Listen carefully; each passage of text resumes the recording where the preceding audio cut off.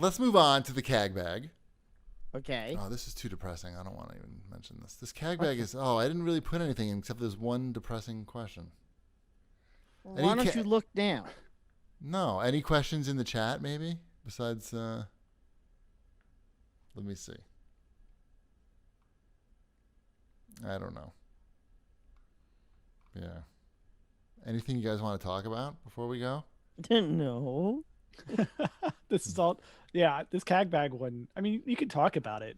I meant, yeah. Well, I don't see. I don't know anything about that. That's you don't have to know. I don't know anything about. We're the CAG bag question is, I don't know how to say his name. How do you say this guy's name? I just say Martinez, Mr. Martinez. I call him Mr. Martinez. Really bummed about the news that Reckful died by suicide. I'm thinking about the loss of this young life. Do y'all think being in this public scene, so as you all are, and he was, contributes to horrible tragedies like this, or can fans actually help take care? I don't think any of us knew of Reckful before the news was on Twitter today. I mean, there's so many streamers, and we don't follow that many streamers. But of course, yeah, it's terrible that anytime somebody goes through something like that and commits suicide, it's awful. As far as how it relates to how we do stuff, I'm sure that contributes being in the public. There's no way it doesn't, but I mean, I don't think any of just the way that we're wired, I don't think we are depression sensitive people, the three of us. right. Wombat's a little bit of a worrier, but he doesn't come off depressed to me too often. But what if, this guy probably had a very high level of fame, which we do not have. And with that comes a level of pressure. It's probably proportionate to the level of fame that you have.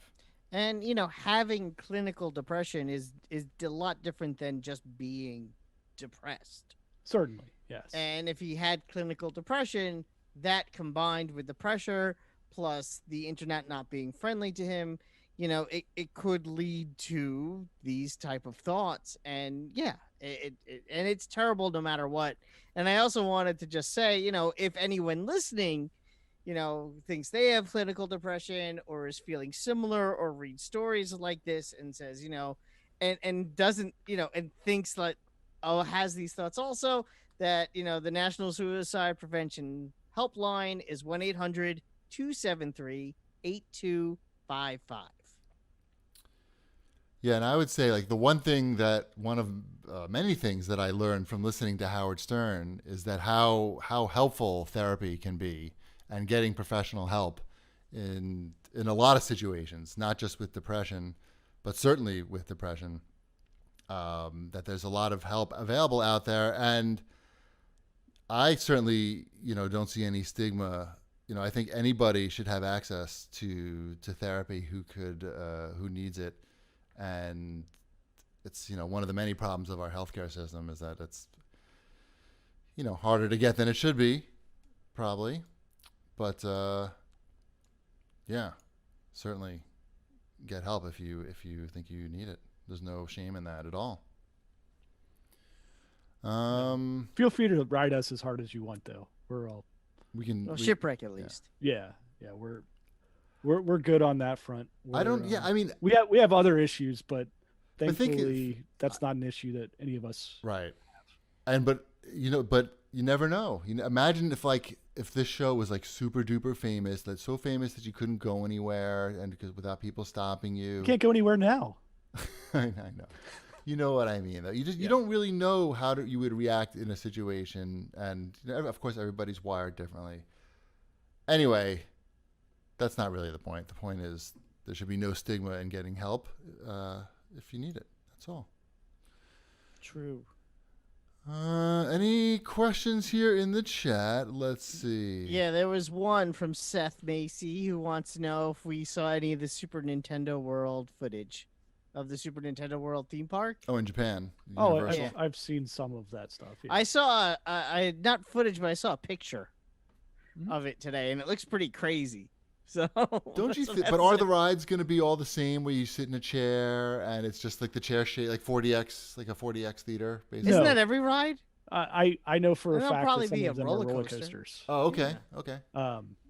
The company I worked at previously to this one, I mean, we were working on some of the stuff for Universal Florida or on that Nintendo stuff. Yeah. That's going to be in that's in Osaka, right? That Universal Studios. That's the one that I went to. I'm pretty sure there's only one. It was hot. Remember that. Let's see. What else? Anything else here?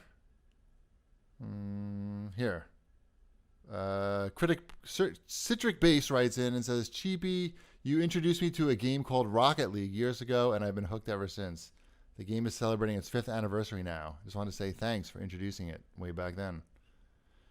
Yeah, the problem was everybody else got really good at it. I had to stop playing. Everybody caught on. Why is this guitar creeping into frame? Oh, just because it was next to me and I just was holding it. I know it's completely I don't even read subconscious.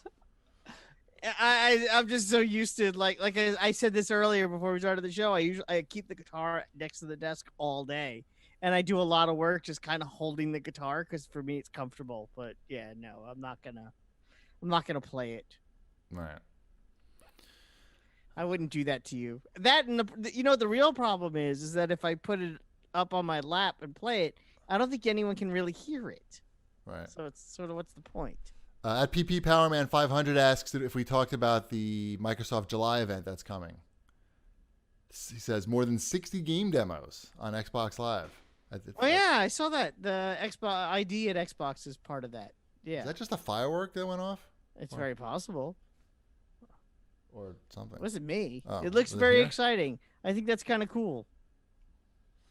Yeah, I'm looking forward to that. That's really Yeah. cool.